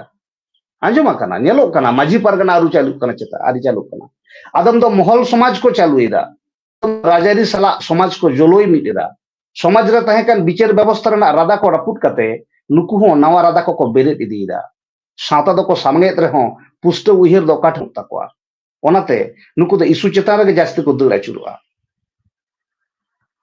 ᱱᱚᱜᱼᱚ ᱱᱚᱝᱠᱟᱱ ᱠᱟᱛᱷᱟ ᱠᱚ ᱚᱞ ᱢᱮᱱᱟᱜᱼᱟ। ᱟᱨ ᱚᱞ ᱢᱮᱱᱟᱜᱼᱟ ᱡᱮᱢᱚᱱ ᱡᱟᱦᱟᱸ ᱨᱮᱱᱟᱜ ᱚᱨᱥᱚᱝ ᱫᱚ ᱦᱟᱯᱮᱱ ᱫᱤᱱ ᱨᱮᱱ ᱯᱚᱼᱯᱚᱝᱲᱟ ᱠᱚ ᱢᱤᱢᱤᱫᱴᱟᱝ ᱦᱟᱦᱟᱲᱟ ᱵᱟᱝ ᱯᱩᱥᱴᱟᱹᱣ ᱜᱳᱞᱳᱠ ᱫᱷᱟᱸᱫᱟ ᱦᱚᱭ ᱨᱮ ᱦᱟᱛᱟᱝ ᱛᱟᱠᱚ ᱰᱚᱭᱞᱟᱝ ᱟᱹᱪᱩᱨᱚᱜᱼᱟ। ᱟᱨ ᱡᱟᱦᱟᱸ ᱩᱰᱟᱹᱝ ᱠᱚ ᱥᱮᱬᱟᱭᱟ ᱚᱱᱟ ᱛᱮᱦᱚᱸ ᱥᱚᱢᱟᱡᱽ ᱥᱤᱞᱢᱤ ᱥᱤᱴᱤᱡ ᱠᱚᱜ ᱜᱮᱭᱟ। ᱟᱹᱣᱦᱟᱹ ᱟᱹᱰᱤᱭᱟᱹ ᱛᱚᱨᱠᱚ ᱛᱟᱞᱟᱛᱮ ᱥᱟᱶᱛᱟ ᱨᱮᱱᱟᱜ ᱥᱟᱹᱨᱤ ᱥᱚᱱᱚᱛ ᱢᱮᱫᱦᱟ ᱠᱚ ᱢᱟᱰᱟ ᱞᱟᱹᱴᱩᱢ ᱤᱫᱤᱭᱮᱫᱟ। ᱵᱷᱟᱝᱠᱲᱟ ᱟᱹᱜᱩᱣᱟᱹᱱ ᱨᱮᱱᱟᱜ ᱦᱮᱯᱨᱟᱣ ᱨᱮ ᱥᱮᱞᱮᱫ ᱠᱟᱛᱮ ᱥᱟᱶᱛᱟ ᱥᱟᱹᱲᱤᱢ ᱠᱚ ᱫᱚᱞᱚᱵ ᱫᱚᱞᱚᱵ ᱦᱚᱪᱚᱭᱮᱫᱟ। ᱚᱱᱠᱟᱱ ᱠᱤᱪᱷᱩ ᱵᱷᱩᱞ ᱵᱷᱟᱞ ᱩᱭᱦᱟᱹᱨ ᱵᱷᱟᱵᱱᱟ ᱢᱚᱱᱮᱨᱮ ᱫᱚᱦᱚ ᱠᱟᱛᱮ ᱟᱵᱚᱨᱮᱱ ᱟᱹᱜᱩᱣᱟᱹᱱ ko ᱟᱵᱚᱨᱮᱱ ᱜᱟᱹᱠᱷᱩᱲᱟᱱ ko ᱥᱟᱶᱛᱟ ᱨᱮᱱ ᱜᱮ ᱠᱟᱹᱢᱤ ᱤᱫᱤᱭ ᱫᱟᱠᱚ, ᱡᱟᱦᱟᱸ ᱨᱮᱱᱟᱜ ᱵᱤᱨᱳধিতা ᱠᱟᱫᱟᱭ ᱟᱠᱟᱴ ᱥᱟᱱᱛᱟᱲ ᱪᱟᱦᱮ ᱟᱫᱚ ᱵᱚᱱ ᱵᱟᱛᱟᱣ ᱟᱨ ᱵᱟᱵᱚᱱ ᱵᱟᱛᱟᱣ ᱱᱚᱣᱟ ᱯᱩᱛᱷᱤ ᱛᱟᱞᱟᱛᱮ। ᱢᱟᱨᱟত্মক ᱢᱤᱫᱴᱟᱝ ᱵᱤᱨᱳধিতা ᱨᱮᱱᱟᱜ ᱨᱟᱦᱟ ᱱᱚᱰᱮ ᱢᱮᱱᱟᱜᱼᱟ, ᱥᱟᱱᱟᱢ ᱠᱚᱣᱟᱜ ᱜᱮ ᱯᱟᱲᱦᱟᱣ ᱫᱚᱨᱠᱟর ᱠᱟᱱᱟ। ᱟᱨ ᱢᱤᱫᱴᱟᱝ ᱠᱟᱛᱷᱟ ᱢᱮᱱᱟᱜᱼᱟ ᱡᱮ ᱟᱢ ᱫᱚ ᱥᱚᱢᱟᱡᱽ ᱫᱚᱢ ᱵᱟᱝ ᱠᱟᱱᱟ ᱵᱚᱞᱮ ᱢᱤᱫᱴᱟᱝ ᱴᱚᱯᱤᱠ ᱢᱮᱱᱟᱜᱼᱟ, ᱡᱟᱦᱟᱸ ᱮᱛᱚᱦᱚᱵ ᱨᱤᱧ ᱞᱟᱹᱭᱮᱫ ᱛᱟᱦᱮᱸᱫ ᱚᱞ ᱟᱠᱟᱫᱟ ᱠᱚ ᱴᱨᱮডিশনাল সোশ্যাল ইনস্টিটিউশন ᱢᱤᱫᱴᱟᱝ সংগঠন ᱚᱞ ᱮᱫᱟ। ᱚᱱᱟ সংগঠন ᱫᱚ ᱢᱤᱫᱴᱟᱝ রেজিস্টার্ড সংগঠন ᱠᱟᱱᱟ। আবার ᱚᱱᱟ সংগঠন ᱜᱮ আর মিটটাং সংগঠন আর সমালোচনায় কানা যে বাং উনি তো রেজিস্টার্ড আকানা। মিটটাং দো মাঝি পারগানা মহল স্পষ্ট উত্তর দরকার কানা, কারণ নয়া দো রাগি রᱮᱱᱟᱜ ᱠᱟᱛᱷᱟ ᱫᱚ ᱵᱟᱝ ᱠᱟᱱᱟ। ᱱᱚᱣᱟ ᱠᱚᱫᱚ ᱯᱨᱚত্যেকটা ᱥᱟᱱᱛᱟᱲ ᱢᱟᱹᱱᱢᱤ ᱜᱮ ᱱᱚᱣᱟ ᱵᱤᱪᱟᱹᱨ ᱵᱤᱪᱞᱮᱥᱚᱱ ᱨᱮᱱᱟᱜ অধিকার ᱢᱮᱱᱟᱜ ᱛᱟᱠᱚᱣᱟ, ᱞᱟᱹᱭ ᱨᱮᱱᱟᱜ অধিকার ᱢᱮᱱᱟᱜ ᱛᱟᱠᱚᱣᱟ, ᱥᱚমালোচনা অধিকার ᱢᱮᱱᱟᱜ ᱛᱟᱠᱚᱣᱟ। ᱱᱚᱣᱟ ᱤᱫᱤ ᱠᱟᱛᱮ ᱩᱱᱠᱩ ᱦᱚᱸᱠᱚ ᱥᱚমালোচনা ᱫᱟᱲᱮᱭᱟᱜᱼᱟ, ᱚᱱᱟ ᱦᱚᱸ ᱮᱠᱥᱮᱯᱴᱮᱰ ᱠᱟᱱᱟ ᱯᱟᱹᱴᱷᱩᱣᱟᱹ ᱜᱟᱶᱛᱟ ᱯᱟᱦᱴᱟ ᱠᱷᱚᱱ। যে মিটটাং গ্রুপ দোকো ᱞᱟᱹᱭᱫᱟ মাঝি পারগানা মহল, নয়া nyutum রেজিস্টার্ড কানা। আর মিটটাং দোকো ᱞᱟᱹᱭᱫᱟ ᱟᱞᱮ ᱫᱚ রেজিস্টার্ড ᱫᱚ ᱵᱟᱝ ᱠᱟᱱᱟᱞᱮ, অথচ উনকু হᱚᱸᱠᱚ রেজিস্টার্ড ᱠᱟᱱᱟ ᱢᱤᱫᱴᱟᱝ ট্রাস্ট nyutum ᱛᱮ। মানে খেল তো নোটে গে আরকি, মিড হড়ে ᱞᱟᱹᱭᱫᱟ ᱤᱧ ᱫᱚ ᱵᱟᱹᱧ রেজিস্টার্ড ᱠᱟᱱᱟ, অথচ উনি হয়ে রেজিস্টার্ড ᱠᱟᱱᱟ ট্রাস্ট nyutum তে। আর মিড হড়ে রোহিত ইদি কানা সমান তালে। তো ᱱᱚᱜᱼᱚ ᱱᱚᱝᱠᱟᱱ ᱵᱮᱯᱟর, ᱛᱚ ᱱᱩᱠᱩ রেজিস্টার্ড ᱵᱟᱝ রেজিস্টার্ড ব্যাপার তে ᱡᱟᱦᱟᱸᱭ ᱠᱚᱠᱚ রেজিস্টাᱨᱚᱜ ᱠᱟᱱᱟ ᱚᱱᱟ ᱫᱚ ᱢᱤᱫᱴᱟᱝ এনজিও লেকান জিনিস ᱠᱟᱱᱟ, নন গভর্নমেন্ট অর্গানাইজেশন। তো ᱚᱱᱟ ᱫᱚ রেজিস্টার্ডᱚᱜ ᱠᱟᱱᱟ হয়তো ᱜᱮ রেজিস্টার্ডᱚᱜ ᱠᱟᱱᱟ, ᱥᱟᱱᱛᱟᱲ ᱥᱟᱶᱛᱟ ᱠᱤ ᱚᱱᱟ ᱠᱟᱱᱟ, ᱚᱱᱟ সংগঠন ᱠᱟᱱᱟ? ᱢᱤᱫᱴᱟᱝ সংগঠন কি ᱥᱟᱱᱛᱟᱲ ᱥᱟᱶᱛᱟ ᱦᱩᱭ ᱫᱟᱲᱮᱭᱟᱜᱼᱟ? ᱚᱞᱮᱫᱟᱭ সোশ্যাল ট্রেডিশনাল ইনস্টিটিউশন। ᱱᱚᱜᱼᱚ ᱱᱟ প্রত্যেকটা লাইন ᱜᱮ ᱯᱟᱲᱦᱟᱣ ᱨᱮᱱᱟᱜ ᱞᱟᱹᱠᱛᱤ ᱠᱟᱱᱟ। ᱡᱮᱢᱚᱱ ᱱᱚᱰᱮ পেজ নম্বর 73 রে ᱚᱞ ᱢᱮᱱᱟᱜᱼᱟ, ᱢᱤᱫ ᱦᱟᱹᱴᱤᱧ ᱫᱚ সোসাইটি রেজিস্টার অ্যাক্ট 1961 ᱨᱮᱱᱟᱜ ᱞᱟᱹᱱᱛᱮ রেজিস্ট্রেশন এ ᱠᱚᱨᱟᱣ ᱟᱠᱟᱫᱟ, ᱡᱟᱦᱟᱸ ᱫᱚ ক্লাব সংগঠন ᱠᱚᱠᱚ রেজিস্ট্রেশন ᱡᱚᱝᱟ ᱚᱱᱠᱟᱱᱟᱜ ᱢᱤᱫᱴᱟᱝ রেজিস্ট্রেশন এ ᱠᱚᱨᱟᱣ ᱟᱠᱟᱫᱟ। ᱚᱱᱟᱛᱮ ᱩᱱᱤ ᱡᱩᱫᱤ সংগঠন আর ক্লাব ᱠᱚ লেখা ᱠᱟᱛᱮ সমাজ ᱨᱮᱱᱟᱜ ᱮ ᱠᱟᱹᱢᱤᱭᱟ ᱟᱱᱟᱴ ᱵᱟᱹᱱᱩᱜᱼᱟ, চাহে আদো রাজারি সালা এ তাহেন আর বাই তাহেন, ᱚᱱᱟ ᱫᱚ সহায় বিচিরা। মেনখান সাᱶতা সাথে আয়ুর সাম্বাᱣᱮᱫ ᱠᱚᱣᱟ তবে বাকো চালাᱜᱼᱟ। আর ᱚᱱᱟ ᱯᱟᱱᱛᱮ ᱨᱮ ᱢᱤᱫ ᱥᱮᱨ ᱦᱚᱲᱟᱜ ᱟᱹᱭᱫᱟᱹᱨ ᱢᱮᱱᱟᱜ ᱛᱟᱠᱚᱣᱟ ᱱᱚᱣᱟ ᱥᱟᱹᱨᱤ ᱥᱟᱵ ᱨᱟᱠᱟᱵ ᱠᱟᱛᱮ ᱢᱟᱹᱱᱢᱤ ᱛᱟᱞᱟᱨᱮ ᱥᱚᱫᱚᱨ ᱨᱮᱱᱟᱜ, ᱯᱨᱚᱪᱟᱨ ᱨᱮᱱᱟᱜ, ᱯᱟᱥᱱᱟᱣ ᱨᱮᱱᱟᱜ। আর ᱢᱤᱫ ᱦᱟᱹᱴᱤᱧ ᱫᱚ ᱢᱮᱱᱟᱜ ᱠᱚᱣᱟ 1982 ᱨᱮᱱᱟᱜ ᱮᱠᱴ ᱠᱚ রেজিস্ট্রেশন ᱟᱠᱟᱫᱟ। ᱱᱚᱣᱟ ᱦᱚᱸ রেজিস্ট্রেশন ᱜᱮ ᱠᱟᱱᱟ। ᱱᱚᱣᱟ ট্রাস্ট ᱯᱟᱦᱴᱟ ᱠᱷᱚᱱ ᱫᱚ ᱡᱩᱫᱤ ᱴᱷᱤᱠ ᱥᱟᱺᱦᱤᱡ ᱠᱟᱹᱢᱤ ᱜᱟᱱᱚᱜᱼᱟ ᱛᱚᱵᱮ ᱜᱚᱴᱟ ᱵᱷᱟᱨᱚᱛ ᱫᱤᱥᱚᱢ ᱠᱷᱚᱱ ᱯᱷᱟন্ডিং ᱧᱟᱢ ᱨᱮᱱᱟᱜ ᱦᱚᱨ ᱰᱟᱦᱟᱨ ᱡᱷᱤᱡ ᱢᱮᱱᱟᱜᱼᱟ। ᱚᱱᱟ ᱡᱟᱦᱟᱸ ট্রাস্ট ᱠᱚ ᱵᱮᱱᱟᱣ ᱫᱟ ᱚᱱᱟ ᱫᱚ পুরো ᱢᱤᱫᱴᱟᱝ এনজিও ᱠᱟᱱᱟ এবং ᱚᱱᱟ ᱫᱚ ᱵᱤᱵᱷᱤᱱᱱᱚ ভারত ᱫᱤᱥᱚᱢ ᱨᱮᱱᱟᱜ ᱵᱤᱵᱷᱤᱱᱱᱚ ᱡᱟᱭᱜᱟ ᱥᱮᱫ ᱠᱷᱚᱱᱟᱜ ᱯᱷান্ডিং, বিদেশ ᱠᱷᱚᱱᱟᱜ ᱯᱷান্ডিং ᱦᱮᱡ ᱫᱟᱲᱮᱭᱟᱜᱼᱟ, ᱴᱟকা পয়সা ᱱᱩᱠᱩ ᱠᱚ ᱧᱟᱢ ᱫᱟᱲᱮᱭᱟᱜᱼᱟ, ᱡᱟᱦᱟᱸᱭ ᱫᱚ সোসাইটি অ্যাক্ট ᱨᱮᱱᱟᱜ রেজিস্ট্রেশন ᱨᱮᱫᱚ ᱵᱟᱹᱱᱩᱜᱼᱟ। ᱟᱪᱪᱷᱟ, ᱛᱚᱵᱮ ᱯᱩᱥᱴᱟᱹᱣ ᱥᱟᱺᱦᱤᱡ ᱵᱩᱡ ᱦᱩᱭᱩᱜᱼᱟ ᱱᱚᱣᱟ ᱵᱟᱱᱟᱨ ᱜᱮ রেজিস্ট্রেশন ᱠᱟᱱᱟ। ᱡᱟᱦᱟᱸ ᱵᱟᱨᱭᱟ ᱢᱚᱦᱚᱞ, ᱡᱟᱦᱟᱸ ᱵᱟᱨᱭᱟ ᱦᱟᱹᱴᱤᱧ ᱧᱮᱞᱚᱜ ᱠᱟᱱᱟ ᱵᱟᱱᱟᱨ ᱜᱮ রেজিস্ট্রেশন ᱠᱟᱱᱟ। ᱢᱤᱫᱴᱟᱝ ᱫᱚ এনজিও আর মিটটাং ᱫᱚ ᱵᱟᱱᱟᱨ ᱜᱮ ᱠᱟᱱᱟ। মিটটাং ᱫᱚ ট্রাস্ট হিসেব তে আর মিটটাং ᱫᱚ মহল হিসেব তে। ট্রাস্ট ᱫᱚ ᱯᱮ ᱦᱚᱲ ᱠᱷᱟᱱ ᱜᱮ ᱠᱚᱨᱟᱣ ᱜᱟᱱᱚᱜᱼᱟ, মাত্র ᱯᱮ ᱦᱚᱲ ᱠᱷᱟᱱ ᱜᱮ ট্রাস্ট ᱫᱚ রেজিস্ট্রেশন ᱜᱟᱱᱚᱜᱼᱟ। তবে বানার পাহᱴᱟ ᱨᱮᱱᱟᱜ ᱠᱟᱹᱭ ᱜᱮ ᱥᱚᱢᱟᱱ ᱜᱮᱭᱟ। ᱪᱮᱫ ᱞᱮᱠᱟ ᱠᱟᱛᱮ ᱠᱟᱹᱭ ᱥᱚᱢᱟᱱᱟ? संगठन लेका कते रजिस्ट्रेशन करा दो कई रेना कथा दो बांग काना संगठन पाटा खन समाज रेना भलाई कमी सा जोड़ाव बन ताहेना ओना हो आदि नापाय कथा कना मेनखान समाज दो आमदम बांग काना मेटंग संगठन जे रजिस्ट्रेशन होय दाड़ेया ओना दो आपत्ति बानुआ आकाट सान्ताड़ा पुथि रे ऑल मेना चाहे दबन बताओ बाबन बताओ किंतु उनी जे जुदी लेया इन दो मेटंग संस्था रजिस्ट्रेशन कते जुदी लेया इन दो सावता कना सोशल इंस्टीट्यूशन करें नो दो चिके होय दाड़ेया सोशल इंस्टीट्यूशन की नीत रेना कना सोशल इंस्टीट्यूशन द ट्रेडिशनल तक हिजुआ उनी दो उनका के ताहेनाय तो नोना कथा को मेना समय बानुआ आदि उस्तय ले रेना ताहे कना जहां कथा को ले दरकार गे एकदम मने होयोग कना ओना मिदटां कथा पुष्टो उत्तर का दरकार कना बाखान नो पुथिटा संपर्के बा नो पुथि संपर्के चेत ऑल मेना आपे ठन बांग सेटर दा बांग सेटरोआ मिदटां मेना Adivasi socio educational and cultural association मिदटां लिफलेट मेना पेज नंबर 60 रे पेज नंबर 60 रे मिदटां लिफलेट मेना 3-4 मिनट तीन मुचत तबना नोडे नेल पे नोडे मेना पेज नंबर 60 रे एकदम नोआ दको आसेकाय कोडावदा नॉर्थ जोन आसेका नॉर्थ जोन प्रधान कार्यालय 14/1 कुंडुलेन भवनपुर कोलकाता 25 आदिवासी समाज शिक्षण सांस्कृतिक संस्था नदो उत्तर बंगो पाटा कोना येला उत्तर बंगांचल कमिटी पाटा कोना नदो उछन नोना नोना लिफलेट नोडे पूरे ऑल मेना 2001 साल रे नदो 20/1 नदो 2024 चला कना 2001 रे नोडे ऑल मेना जे पुष्टो साइज ऑल मेना जे जनगणना रे दो सारना धर्म बन ऑल होचयमा आसेका उत्तर बंग आंचलिक कमिटी ले दाय सान्ताड़ा जनगणना रे धर्म दो सारना बो ऑल होचयमा अच्छा नुई आदिवासी सावता सचे लाक्चर सेमलेट के 2002 रे उन सुमरेन प्रधानमंत्री मानता अटल बिहारी वाजपेयी मेमोरेंडम एमाय कना पेज नंबर 62 रे ऑल मेना ओना मेमोरेंडम ना स्कैन कत नोडे मेना ओंडे ऑल मेना ओंडे हो ओंडे एकदम आसेका पूरा एकदम ना दो स्टेट वेस्ट बंगाल स्टेट पेड रे ऑल मेना ओंडे हो सारना धर्म ना कथा मेना तो आकाट संतड़ा कुकली जे नोनकान संगठन को चिदा बार बार को व्यू को चेंज दा चेत खातिर चेत सुविधा नाम खातिर से संताल माननी को आंदा गेन को कमी कना 2001 रे बार बार विभिन्न जगह खना आको आगे विभिन्न जगह खना सारना धर्म ना कथा लेयो कना अथच नित उनको रेन गे कोई मारते को चको लेदा इन दो पार्सी जितकरे करे इन दो अमुक धर्म जितकरे करे नोनकान को दाबी दा बेटा हास्यकर कथा नोना को दो मिमिटन संताल माननी बाडाय दरकार कान तको नोनो कथा को आदि आलोचना करते आदि समालोचना करते এবং उनको प्रमाण प्रूफ एम करते स्कैन करते उनको पोस्टर को स्कैन करते नोडे ऑल मेना तो ओनाते आदि तुखोर मटन समालोचना रना पुथि कना दिसे ᱧᱟᱢ रना पुथि कना हुदिस ᱧाम रना पुथि कना अबो ताड़ाम हर ठिका बुटे रे उनको पुथि कना ओनाते इनफाटा सानाम गे सानाम टोठारेन संताड़ गे चितावन संताड़ गे पुठो को गे नो पुथि तो पढ़ाओ तबन पे आदो एकाल ऑक्तो बनुआ नो पुथि पे पढ़ाओ लेखान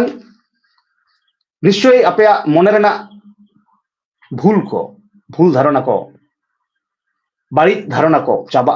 और संतार सावता बेस्टिक बन ठिका दाड़ेया और संतार सावता सामांग कते जहां को भूल भाल को कामीदा उनको मेधा बो उरुम दाड़ेया मानखान इन पाटा खना सानाम को जोहार नो पुथि पढ़ाओ पे नो आश्रे ताहेने जोहार